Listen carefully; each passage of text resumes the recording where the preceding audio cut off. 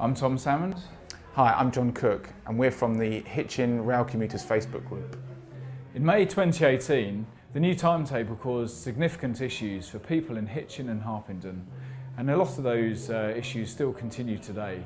This is having a real impact on people's lives as they're trying to get to work, to school, and go and meet their friends. As a result of the events in May 2018, the Hitchin Rail Commuters group was formed with over 1,600 members, as well as the Harpenden group, which is over 2,000 members. We've had to invest our own time, energy to meet with GTR to push for change, but as Tom has mentioned, 18 months on, things have not got better. So we've asked the main parties who are putting candidates forward in the general election to come and talk to us about how they would work with us and really try to fight for change to make a difference to the rail services for Hitchin and Harpenden. Sam Collins from Liberal Democrats and Tart from the Labour Party have agreed to come and meet with us and talk and answer our questions. Unfortunately, Bim Afolami from the Conservatives was unable to agree to participate in this. So we're going to ask the candidates how they would work with us to improve the train services if they're elected for Hitchin and Harpenden. Thanks for coming to talk to us this evening. So my first question, if elected, what will you do to support Hitchin and Harpenden to get long overdue improvements to the train service? Well, I think you've got to start that by underlining how inadequate our rail service is at the moment. It's what's happened since May 2018 has frankly been a joke. We have been disregarded, ignored and overlooked for far too long. Hitchin, that goes for both Hitchin and Harpenden. Both stations have suffered a massively detrimental change in our services. It hasn't got back to the levels it was before May 2018. And even then, I mean, the service was okay, but it wasn't exactly adequate. But it's missing out on people who've got to get home to pick up their kids for the 6 o'clock pickups across Hitchin and Harpenden. You know, it's the same situation. And at weekends, you know, the trains aren't there. And we hear from GTR all the time that there's enough drivers. And frankly, that's not true. How many of us have been sat at Finsbury Park for ages waiting for nothing to happen with no announcements? And Harpenden, they're just overcrowded trains, overcrowded platforms, having to do that crazy shuffle at St Albans. It's not on. So if I'm elected, you can quite quickly tell it's going to be right up there on my list of priorities, because I'm going to be commuting as well. I'm not going to be getting a second home in London and claiming that expenses. I'm going to be paying for my own season ticket. I am going to be commuting mainly from Hitchin, but occasionally from Harpenden, just to check the service there as well. Because I have to be in it with the rest of you. So this is a commuter service for me as well. And so you know I am there having your back, and I will be fighting for the best possible train service for our towns. And I will basically put that ahead of everything. Obviously, since the timetable change was brought in May 2018, we've had some really severe issues. And that's really a product of a poor consultation by GTR, but effectively the Department of Transport had already shaped, they'd already defined the shape of what those changes were going to be, and then they asked for a ridiculously short implementation period. And these are the sort of changes we've seen locally with the switchover from Veolia to Abasa in the bin, so we know, I understand what the serious issues and concerns this can cause. We obviously have to look forward, and it's rail users, station staff and train staff who are bearing the brunt of this issue, and they know best what the issues are and potentially what the solutions are. So I would be working with local community groups, staff groups and rail users groups, and representing their concerns and taking them to the DFT to try to implement change. What ideas will you be personally championing to improve rail services and station facilities for Hitchin and Harpenden rail users? Now, with the rail services we have now, there's been a bit of imbalance, I think. The way the service has been allocated to the different train stations hasn't been done on a needs and demand basis. Now, with the St Albans District Local Plan and the North Hertfordshire Local Plans, both Harpenden and Hitchin are going to be growing. But despite the fact that both Hitchin and Harpenden have notably high commuter levels, I mean, you can go and look this up online, how many passengers there are per station per month. We are being passed over in favour of stations like Luton Airport Parkway, like Letchworth, Baldock, in favour of stations that simply do not have the demand that our stations do. So one of the first things I want to champion is actually having a needs-based rail service. So the rail timetable should be defined on the needs of each train station, not by which MP can lobby best, though of course we will lobby the best for Hitchin and Harpenden, that's my job. In terms of the facilities at the station, there's a lot of work to do, and I'm already in contact with GTR discussing what can be done. And I think sort of go faster lights above the ticket gates aren't going to help anybody getting on their train quicker or anything like that. I think there's, some improvements need to come to the bathrooms. I think you need to certainly be looking at the car parking, the arrangements. Currently, Hitchin Station is permanently full, the car park, and I'd like to see North Arts District Council open up the St Michael's Road side of the station and build a new council-owned car park in there, which will not only be cheaper, it'll be more secure. You won't have a lot of these worries about, these slightly spurious sometimes letters you get through whether you park too long or not. That might be a double-decked car park as well. We can put EV charging and stuff like that onto the car park, and it can generate revenue for the council and the local area. That also means you'd have to open up the London-bound platform, for access and for tickets, a bit like they have at Harpenden. Now in Harpenden Station, they've got a very similar problem. You've got the steps, which are just not really fit for purpose. They're overcrowded, and you have to take a long time to get off a train if you're coming back on a very busy, delayed train from London. That's not really good enough. The car parks there are full, they're very expensive. It's very obvious that at least the upper car park at Harpenden needs to be double deck or even triple deck. I think that needs to be done because people need to park, they need to be able to get to work. And again, there's going to be a lot more people moving in for some of those new developments that are coming up. And then in terms of just the detailed bits of the station, I mean, as somebody who's waited for a train at Harpenden Station that didn't turn up for 2 hours in the cold rain, it's not a pleasant place to wait for a train. It could do with a much better waiting room facility, which Hitchin does actually has a relatively decent waiting room at the moment. You've got the nice little coffee shop there as well. And then it's a case of working with the commuter groups, asking them what you want. I mean, I've heard suggestions of a vertical garden, more ticket machines, more reliable ticket machines. The last 2 days, the ticket machines at Hitchin haven't really been working very well. I know I was trying to use one. And then just asking you, the commuters, what it is that you want, and I'll be there to just essentially facilitate that for you and fight that corner. In Hitchin, I plan to be working very closely with County Councillor Judy Billing on opening up the London-bound platform at Hitchin Station, which I think will have a massive impact both on parking and on pedestrian access to the station. The County Council have already carried out their feasibility study, and there have been some really, really productive conversations with Network Rail. So this is something that I will be personally championing to move forward.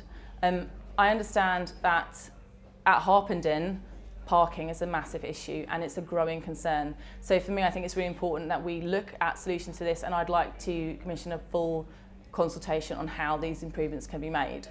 In terms of reliability, I would like to ensure that data is being appropriately recorded so that the DFT can appropriately manage GTR's performance. And I think we need to stop the process of enabling them to prepay for delays, because I really don't feel that that is an incentive for them to do well.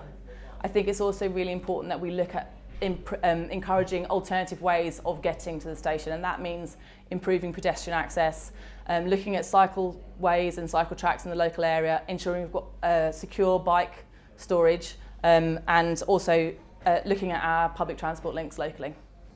Luton has only 70% of Harpenden passenger numbers, yet express trains only stop at Luton, leaving Harpenden commuters now waiting longer for a peak train than they used to in off-peak. If elected, how will you finally sort out that clear injustice?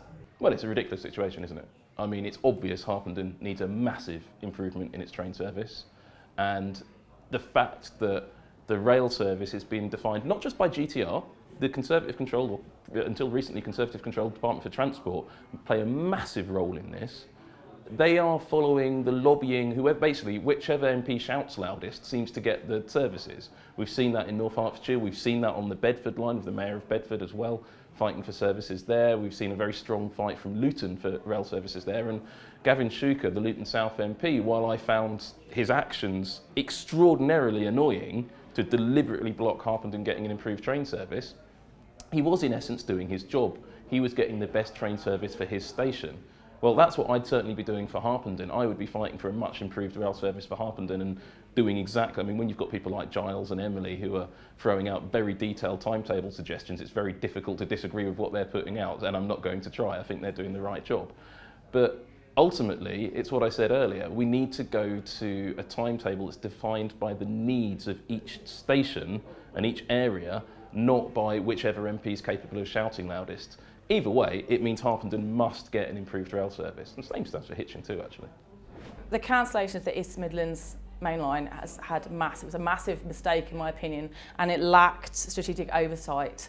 And it's pushed it's pushed passengers onto pressurised services that already can't take the strain. Network Rail needs to conduct infrastructure improvements, but not at the cost of local commuters, and it has unnecessarily created a very serious problem. The simple fact is that Harpenden has a capacity at the peak that isn't being fulfilled, and it's not being met, and it's a problem of DfT's own making, but we have to sort it out. It's a complex problem. I think one small step that we can take to begin with is increasing carriage capacity and looking at more carriages on peak trains. The longer term fix has to be found by dealing with the problem of the DfT blaming GTR, blaming Thameslink, blaming the DfT, and this really can only be solved by simplifying the system. And we have to stop thinking about railways in artificial silos that are governed by constituency boundaries, because this really is a national issue. And things that happen in the Midlands, in Nottingham, in Luton, have a knock-on effect to local services. And we're feeling this even more now that the core trains are running through Brighton. I don't think it's going to be possible to untangle this instantly, and I think it's really important to be honest with residents about the complexity of this situation. I will push very hard to address the underlying issues. One of them is the council investment in the in the Midlands main line, and the other one is the fragmented rail industry. Labour's plans would end that cycle of one party blaming the other, and by simplifying the industry, it gives the opportunity for rail user groups to have real teeth and actually have a say in the conversation. And I think that's absolutely crucial going forward if we're going to address and solve the problems. And I think it's massively important to pay attention to what rail user groups are saying, because they are the people with the expertise and who are living through this day on day. Letchworth and other local stations with significantly fewer passengers now have a better service than Hitchin, including direct trains to London. Their MP has been actively supporting the rail user group in arguing for change. How will you be able to make a difference with Thameslink and the DfT? Well, I've already been working with Thameslink, particularly GTR, as Great Northern and Thameslink Railway, quite extensively since May 20, or since slightly before May 2018, and that's in my role as a district councillor in Hitchin Highbury ward, where there's many commuters, and they've all been telling me about it almost since the moment I got elected, that we had this problem with the trains and I had to get on the case and fix it.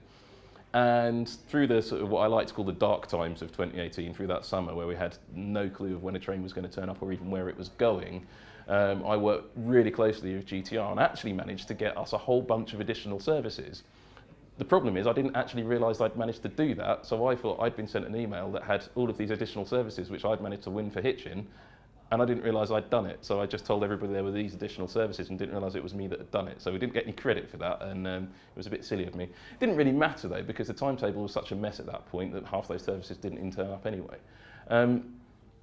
What am I going to be doing though? I'm going to be carrying on that work very much. I mean, I was with GTR last week, and as chair of the North Herts Transport Users Forum, it's now literally my job to work with GTR and to try and get the best service for our area. And that is a holistic approach, because I'm a North Herts chair. It's not just getting extra services for Hitchin at expense of Letchworth, Baldock, Royston, Ashwell and Morden, though I'm not sure the screaming metropolis of Ashwell and Morden needs direct fast services to London as often they get them. It'd be much nicer if they stopped at Hitchin. But I've been working particularly recently with GTR on this issue of the Welling Viaduct and Welling Tunnels. Now, there is a move from DfT to what looks like rob us of 2 fast trains per hour from Hitchin. So these are the ones that would, on the way home would terminate at Baldock, for example. But those will go because they're giving that extra pathing, those extra slots to the long distance LNER trains. That's not acceptable. we need those services in Hitchin because we need every train we've got, because frankly they're all full until quite late at night, and actually our late night services are getting unreliable, and that leaves people stranded, and even earlier this week people got stranded. So yeah, I'm going to carry on that work with GTR. I get on very well with them. If elected as MP, it'll give me a much better access to work with DFT and work very closely to get that service done at the very high level, because DFT are in charge of a lot of the pathing and the routing, not GTR. And a lot of the failings we've seen recently are down to the Conservative controlled DFT not giving Hitchin and indeed Harpenden the stations and the pathings that we really require. And I'm a bit shocked by that actually, because the current Minister for Transport lives in Stevenage. He knows the problem, so why is he not acting and fighting for us? Why is he not fighting our corner? Because he's not, and nor are the MPs here. When we saw Bim Afolami trying to get our service improved in Hitchin and Harpenden, all he managed to do was get himself a new job for Chris Grayling, and well, we all know how effective Chris Grayling was at the job. We need to change this. We need a much better approach. DFT need to work with the commuter groups, they need to work with the MPs, and we need to be collaborative and friendly and approach everything really well and get the job done. It's not about just shouting loudest. That's the problem we've had so far. I'm a campaigner. I've got experience of running and starting a campaign, which makes me a fantastic advocate for local users. And I will meet with local rail groups and I will take their concerns to DFT. I will start by taking surveys that have been carried out, particularly the one on the impact on working parents. And this is something I've experienced as a mother in my own community, and the knock-on effect of the issues with timetabling and council trains to parents struggling with childcare, and then the budgetary issues around this has been something that I've felt very keenly. I'll be talking and listening to the experts. If I get elected, I will seek to amplify their voice. Hitchin and Harpenden constituents have had to form their own campaign groups, giving up their own time to sort this out. How will you work with us to push for change? It's a fun one for me, because I've been involved in those groups just as a member since they really got going, and I'll continue that, but I'll continue that not just as the local councillor in Hitchin Highbury, I'll continue that as the local MP, which will give me so much more clout. Now, what the groups are doing is absolutely fantastic. I had a query about these Bulldog Terminator trains I'd mentioned in the last couple of weeks, and I wasn't sure about the information I was being given. So I posted that information in the Hitchin Commuters group and got really detailed, helpful answers to help me form an opinion.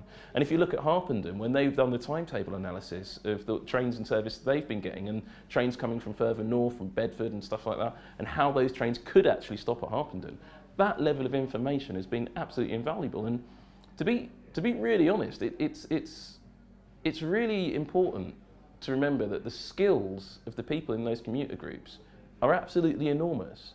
Now, I don't think any government department could compete with the level of information and knowledge that we have from the combined force of the Hitchin and Harpenden commuter groups, because there's people who are top of their game in their industries and from a whole bunch of industries. So that input is absolutely invaluable. So actually, I will continue to work with the commuter groups. I will remain a member of the commuter groups. I will be a commuter with you. And that work just has to continue. I know it's people giving up their time, but it's worth it, because we'll be able to deliver the service that we need for our area. That's the most important thing. As somebody who's set up their own campaign group locally, I fully understand what it takes to set up and run a campaign group while trying to juggle all the other aspects of day-to-day and family life. And my plan is to meet with these groups, to formulate an action plan, and then to really get campaigning for change. Most importantly, I will be keeping them informed about the change as it goes forward, and I will press for direct face-to-face meetings so that commuter groups can really get into the room and have a democratic say in how their services are run and where the benefits sit. Why do we still have first class on peak trains when they are absolutely crammed? It seemed easy enough to remove this restriction in May 2018. I think there's a very good argument for losing first class overall on the peak trains. One of the reasons it's still there is the Department for Transport will not let GTR remove it. That's a Department for Transport decision. They like to get the extra revenue from the more expensive tickets. Now, yeah, there is an argument if people are willing to spend a bit more on a ticket to be guaranteed a seat, then maybe they should be able to do that. But Actually, the way I see it, first classes also seems to be quite full on those morning trains as well. We're not getting to the point of this big compartment of empty seats, though it does seem a little bit unnecessary on those peak trains, because I think it's only like 10 seats on the 700 class trains. There's a few more on the 365s, and the other one is named 358. I can't remember the name of it. That one that has plugs. I was a bit astonished to find out when early in 2018 that I got talking to GTR that on the new class 700 trains, that the rear compartment, first class compartment, is always declassified, but they just hadn't told anybody. So if people don't know that, they do now, but I'm trying to spread that message out. So that is permanently declassified. I think they should permanently declassify the front ones at peak times as well. Now, if you want to travel in a bit more comfort during the day or in off-peak times, then I think that's fine. Very early in the morning, then fine. I mean, sometimes you might want to sit down, get the plug point, do a bit of work, and if you're willing to pay for that, then that's fine. But the commuter, the peak hour trains, it shouldn't have it. I mean, I travel a lot in different cities. I've worked a lot in Japan. They have a very similar commuter pattern to us here in the south of England, and they have no first class carriages on their longer distance on their main commuter trains like the Yamanote line. It's only the ones that go quite significantly further. So for our equivalent would be going from Peterborough, they'll have like 1 or 2 green cars, which are the first class carriages. But it's much, much smaller capacity because they know how to do that commuting pattern. And I think we need to go and look overseas a little bit more about how other countries manage that situation, because we are getting it wrong. I think it should be removed completely. I don't think that we should stand for first class anymore. I think it is an outdated and an unnecessary distinction that just disadvantages normal people, and I am fully behind scrapping it entirely.